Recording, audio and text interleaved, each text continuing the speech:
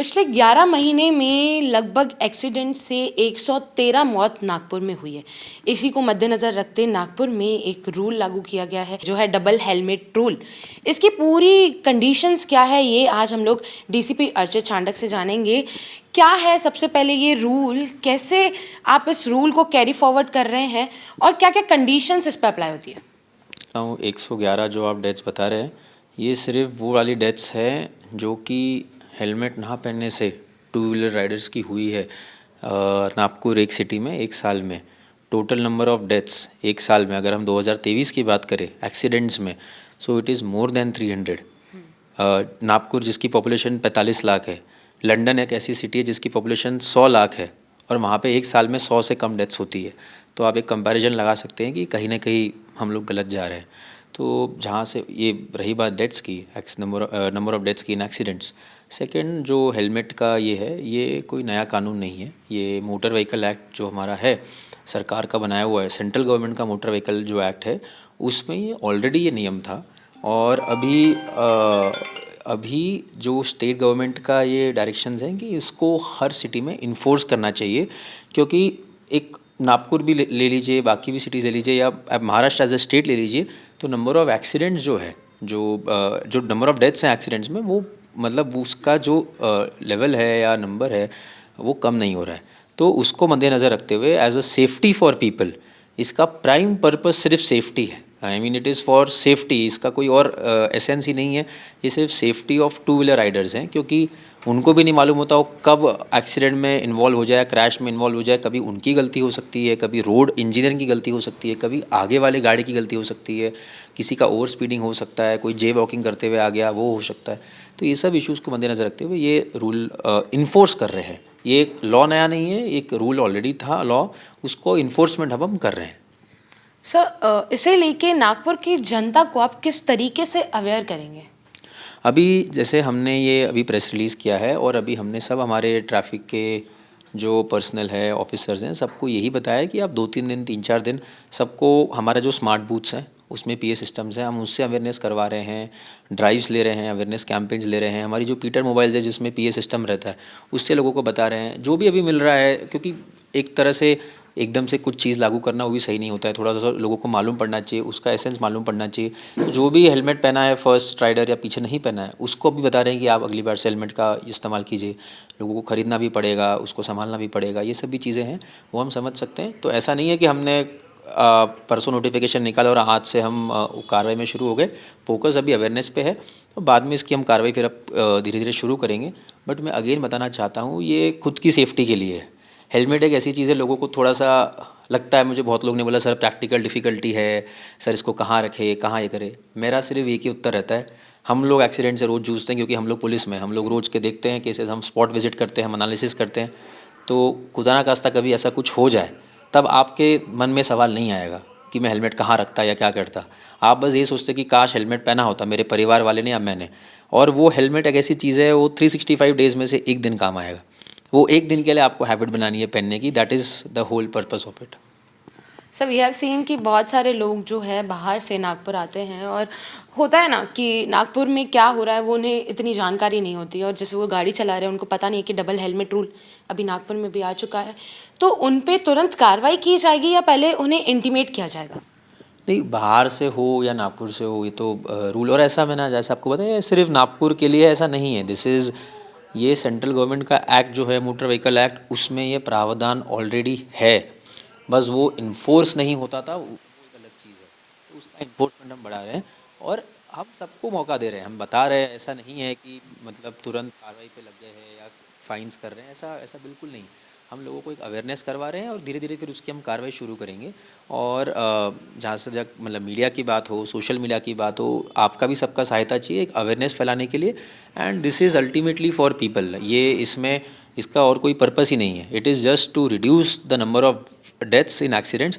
और हो क्या रहा है, इससे एक्सीडेंट्स कम होंगे ऐसा नहीं है, ऑब्वियसली हेलमेट पहनने से एक्सीडेंट कम नहीं होंगे, बट जो डेटा बताता है फेटल एक्सीडेंट्स जो होते हैं 80% हमारे जो ग्रीवियस एक्सीडेंट्स होते हैं they convert into fatal accidents, क्योंकि सेफ्टी मेजर्स या सेफ्टी इक्विपमेंट नहीं रहता है। वो वजह है, हमारे बहुत सारे जाने जा रही है ग्रीवियस वो हो सकता था वो सिर्फ ग्रीवियस एक्सीडेंट्स होते, बट हेलमेट नहीं पहना, इस वजह से वो ग्रीवियस एक्सीडेंट कन्वर्ट हो गया फेटल एक्सीडेंट में। That is the whole issue and उसको मद्देनज़र रखते हुए स्टेप लिया गया है। सर हम लोगों ने पब्लिक रिव्यू लिया था और उसके बाद हम लोगों ने पोस्ट भी किया था, तो उस पर भी काफ़ी कमेंट्स थे। तो एक कमेंट ऐसा भी था कि हमारे जो बच्चे हैं जिन्हें हम लोग पीछे बैठाते हैं वो 6 साल के, तो उन्हें हेलमेट कैसे पहनाया जाए। इनफैक्ट बच्चों, आप मैं तो ये तो बहुत आश्चर्य वाली बात है। आप अगर खुद की सेफ्टी की बात करें तो आपके बच्चों को सेफ नहीं रखेंगे क्या? क्या आपका बच्चा बाइक से नहीं गिर सकता? क्या इनफैक्ट आपके बच्चे को तो सबसे पहले आपने बनाना चाहिए। बच्चा जब सीखेगा तभी तो उसको अहमियत समझ आएगी हेलमेट की। जो भी 4 साल से ऊपर है, लॉ में ऐसा प्रावधान है, जो भी 4 ईयर्स से ऊपर है उसको हेलमेट पहनना चाहिए। तो इनफैक्ट बच्चे को तो आपने सिखाना है, बच्चा भी आपको आगे बाद में ट्रैफिक रूल सिखाएगा। और अगर आपको आपकी जान की परवाह है, या जो हेलमेट हम जिस चीज़ के लिए पहनते हैं, तो बच्चे का तो सबसे पहले ध्यान रखना चाहिए। तो उसकी तो कोई सवाल ही नहीं है। सर 4 व्हीलर्स से भी काफ़ी एक्सीडेंट्स हो रहे हैं, तो उनके लिए भी कोई नया रूल नागपुर में आने वाला है या पूरे महाराष्ट्र में। नहीं, 4 व्हीलर्स का जो एक्सीडेंट्स में इन्वॉल्व होते हैं, हम लोग ओवर स्पीडिंग के चालान्स भी करते हैं, क्योंकि मेजरली देखा गया है जो फेटल एक्सीडेंट्स हैं ओवर स्पीडिंग के कारण बढ़ते हैं या ड्रंक एंड ड्राइव बढ़ते हैं। तो ड्रंक एंड ड्राइव की हमारे नाकाबंदी हफ्ते में 2 बार हम लोग ये करवा रहे हैं। ओवर स्पीडिंग के चालान्स करवा रहे हैं, सीट बेल्ट्स के केसेस करवा रहे हैं, और अभी जो भी रेड लाइट जंपिंग पे हमारा फोकस रहा है, और सीसीटीवी जो हमारे हैं 4500 सीसीटीवीज़ हैं, उसका यूज़ करके रेड लाइट जंपिंग और रॉन्ग साइड ड्राइविंग, जो क्योंकि हेलमेट और सीट बेल्ट तो एक पर्सनल सेफ्टी के लिए हो गया, बट रेड लाइट जंपिंग की बात करें या रॉन्ग साइड ड्राइविंग की बात करें, ये दूसरों की सेफ्टी इंडेंजर करता है। ये इट्स लाइक एक ऑफेंस के टर्म्स में ग्रेवर ऑफेंस है, तो उस पर भी हमारा फोकस है। और सभी के लिए, मतलब ट्रैफिक एक ऐसा विषय है, इसमें पुलिस इकलौती कुछ नहीं कर सकती। मीडिया का सहयोग, लोगों का सहयोग, सिविक सोसाइटी का सहयोग, सबका सहयोग चाहिए traffic sense and traffic discipline एक बढ़ाने में। हम जब भी बाहर जाते हैं, देश के बाहर हम बोलते हैं कि कितना अच्छा ट्रैफिक सेंस है, तो हमारे सिटी में भी ये हो सकता है अगर सब लोग एक ठान लें कि हम ट्रैफिक रूल्स का पालन करें। एंड हम लोग इसको इन्फोर्स करने के लिए, हम भी सहायता करने के लिए सबसे रिक्वेस्ट करते हैं कि आप भी एज अ कॉन्शियस सिटीज़न आप उसको इन्फोर्समेंट कीजिए एंड हमारी सहायता कीजिए। सर एक कमेंट ऐसा भी आया था कि हम लोग तो अभी तक तो एक हेलमेट जो था वो हम लोग गाड़ी की डिक्की में रख लेते थे, बट अब ये 2-2 हेलमेट कैसे संभाला जाए। नहीं, बहुत सारे आजकल नए नए टाइप के लॉक्स आ गए हैं, हेलमेट लॉक्स आ गए हैं, हम गाड़ी में लगा सकते हैं। मैं आपको यही बता रहा हूँ कि ये सब प्रैक्टिकल डिफ़िकल्टीज़ है, और 99% जनता, 95% जनता को उससे जूझना पड़ सकता है। बट जो 1% जनता जो एक्सीडेंट या क्रैश में इन्वॉल्व होती है, आप उनसे पूछिए जब उसने हेलमेट पहना था उसको कितना फ़ायदा हुआ, या आप खुद कभी आप गिर गए, एक्सीडेंट भी नहीं हुआ, कभी गिर गए, आपको head injury is the most serious form of injury. आपके बाकी किसी बॉडी पार्ट को लगे, यू कैन गेट क्योर्ड, भले आप 5 मंथ्स 6 मंथ्स का बेड रेस्ट हो सकता है, but you can get cured. But head injury अगर हो गई तो it has damaging impact, it has a very severe impact. Even medical fraternity will attest to that case.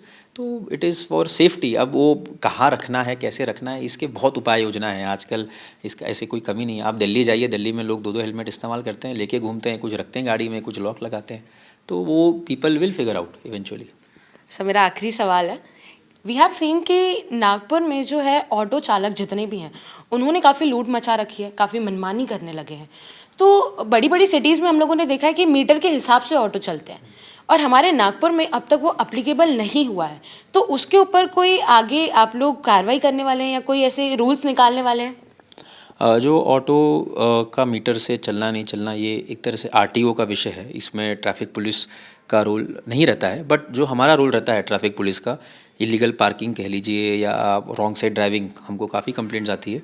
Autos ने corner में पार्क कर दिया, या रास्ते पे गाड़ी पार्क कर दिया, रॉन्ग साइड ले लिया, या ओवरलोडिंग। तो इन सब विषयों पे हम डेली कार्रवाई करते हैं। हम मतलब 11 मंथ से इस पे कार्रवाई चल ही रही है।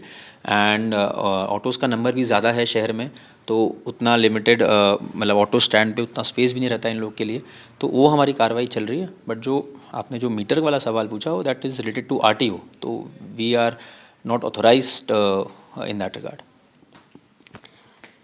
काफ़ी सारे सवालों का जवाब जो है DCP traffic DCP Archit Chandak ji ने हमें दिया, और कहीं ना कहीं इनका यही कहना है कि ये जो रूल निकला है ये नागपुर की जनता के लिए ही है, उनकी सेफ्टी के लिए ये रूल निकाला गया है। महाराष्ट्र टीवी 24 के लिए वीडियो जर्नलिस्ट मोहन मिश्रा के साथ मैं खुशबू परियानी।